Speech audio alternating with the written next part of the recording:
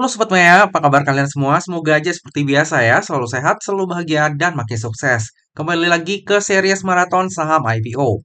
Nah, jadi pada video kali ini kita akan membahas tentang PT Cleanco Karya Imaji yang akan listing di bursanya kita dengan kode ticker CLEAN. Nah, langsung aja kita mulai ya. Jadi Cleanco Karya Imaji atau CLEAN ini itu dimulai di tahun 2016 ketika foundernya itu menghadiri salah satu acara Hygiene and Cleaning Exhibition di Amsterdam. Dan berkat hal tersebut, kemudian lahirnya CLEAN sebagai pionir produsen alat kesehatan berbahan recycle di Indonesia dan di Asia. Nah, jadi CLEAN ini memproduksi produk kebersihan yang ramah lingkungan ya, mulai dari kain pel atau mop, keset, dan berbagai macam serbet. Nah, CLEAN menjual produk-produk tersebut dengan brand sendiri yang bernama CLEANCO. Tapi di samping itu, CLEAN juga memproduksi secara private label untuk beberapa perusahaan, mulai dari dalam negeri hingga luar negeri. Sampai saat ini, CLEAN itu udah masuk ke 31 kota dalam kurun waktu 5 tahun semenjak berdiri, termasuk di dalamnya berafiliasi dengan modern channel seperti jaringan supermarket, kayak Transmart, Lotte Mart, dan juga Mister DIY. Selain itu, CLEAN juga udah melakukan ekspor ke 4 benua, yaitu Asia, Amerika, Afrika, dan juga Eropa. Nah, kalau kita sekilas membaca tentang background usaha dari CLEAN ini, kelihatannya gede banget ya. Tapi Sobat Maya jangan terlalu berekspektasi tinggi dulu. Karena ternyata CLEAN ini itu masih bisa dibilang skala UMKM sih. Karyawannya CLEAN hingga saat ini itu hanya ada 10 orang. Di tahun 2020 itu ada 13 dan sekarang malah berkurang di tahun 2021 ya menjadi cuma 10 orang. Nah, nantinya CLEAN ini juga akan masuk ke dalam papan akselerasi. Ya, kita bahas di belakang lah ya di laporan keuangan. Nah, jadi untuk produk-produk dari CLEAN itu ada yang kayak ini ya. Ini kain pel, mop, terus ada kain untuk bersih, ada serbet juga, keset, ini serbet. Terus yang bagian ini adalah private label. Jadi perusahaan-perusahaan yang bikin brand mereka sendiri tapi melalui CLEAN. Jadi untuk struktur IPO-nya itu sebanyak-banyaknya 230 juta lembar saham atau mewakili sebanyak 17,5% dari modal ditempatkan dan disetor penuh yang akan ditawarkan kepada masyarakat. Harga finalnya sendiri itu ada di harga 100. Nah, sebenarnya harga 100 ini lumayan menarik ya. Tapi sayangnya, CLEAN ini seperti yang saya bilang tadi, masuk ke dalam papan akselerasi. Jadi arah dan ARB-nya itu simetris. Nah, untuk dana IPO yang akan diraup dari IPO ini adalah sebanyak 23 miliar. Lalu bersamaan dengan IPO ini, CLEAN juga menerbitkan waran nih Sobat Maya dengan rasio 4:1. Harga pelaksanaannya sendiri itu di harga 100. Nah, untuk waran 4:1 sebenarnya kurang menarik ya Sobat Maya ya, karena ya itu kayak cuma 25% dari lembar saham yang diberikan. Tapi ya lumayan lah kalau misalnya sampai cut loss di IPO-nya CLEAN ini masih ada warannya. Oke, kita lanjut untuk penggunaan dana IPO-nya. Jadi dana IPO tadi akan digunakan untuk tujuan-tujuan sebagai berikut. Yang pertama itu sekitar 40% akan digunakan untuk kebutuhan pembangunan kantor pusat. Nah, jadi untuk tujuan pertama ini dilakukan dengan pihak terafiliasi, yaitu PMT.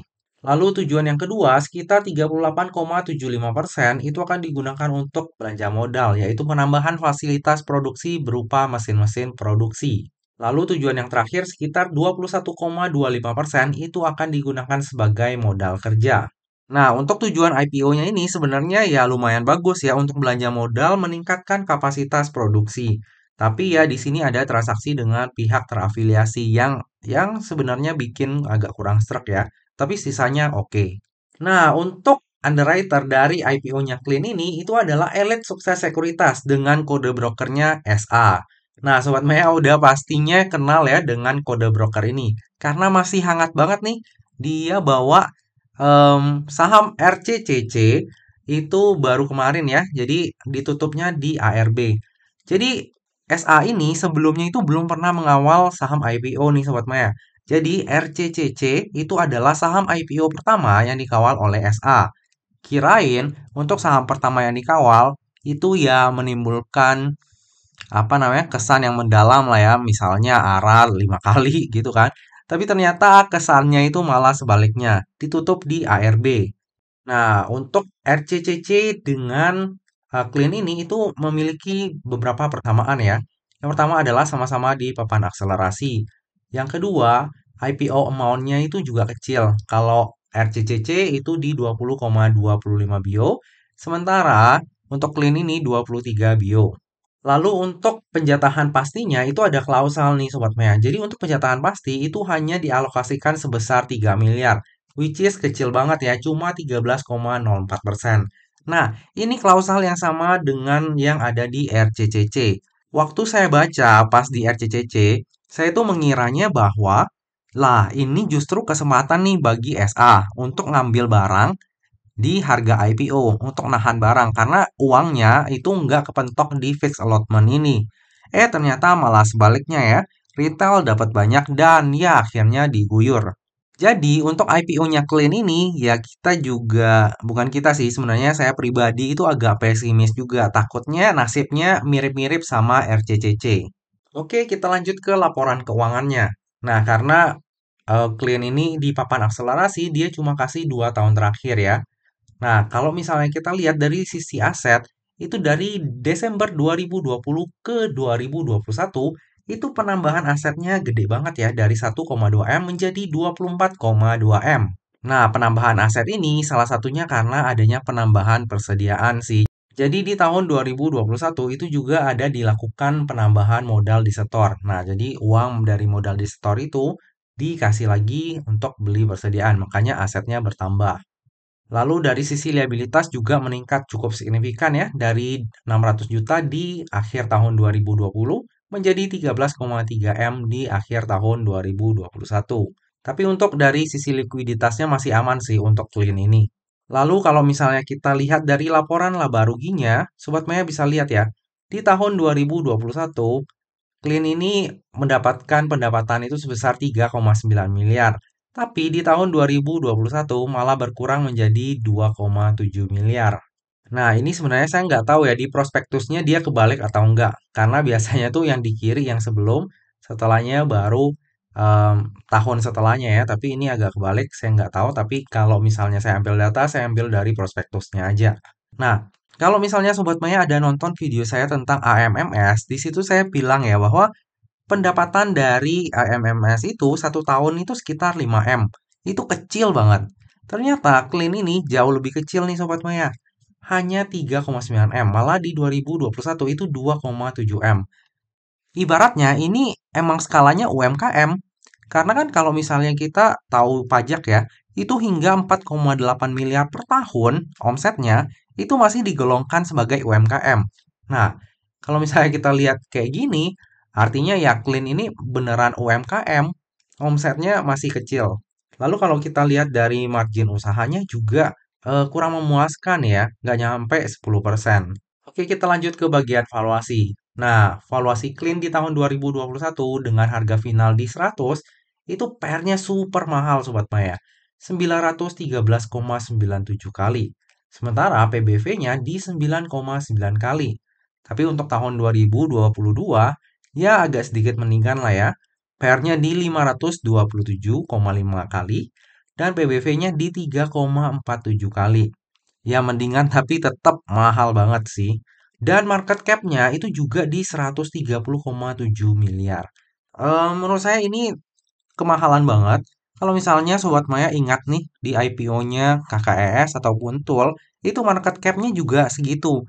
Jadi kalau misalnya bisa disuruh pilih ya pastinya saya akan memilih antara KKS atau Tool daripada Clean ini yang skalanya UMKM tapi market cap-nya 130 miliar.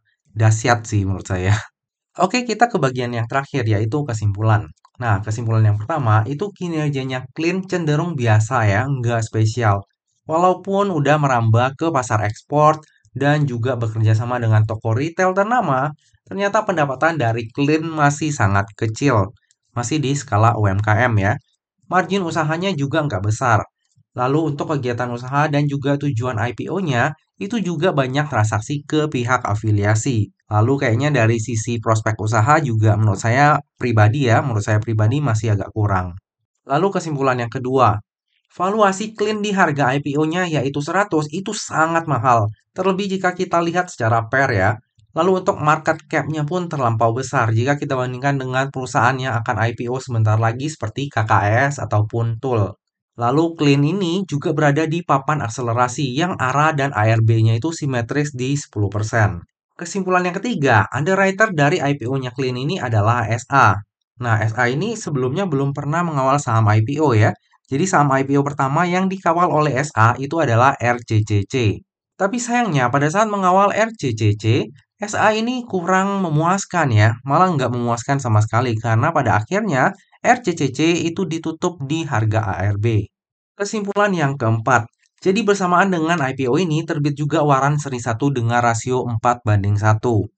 Ya sebenarnya kalau ada waran kan pemanis ya, cuma kalau 4:1 itu agak kurang nendang sih untuk warannya. Tapi kalau misalnya Sobat Maya ada yang iseng ikutan IPO-nya clean, ya waran ini lumayan lah untuk menambal kalau seandainya ya harus cut loss di induknya.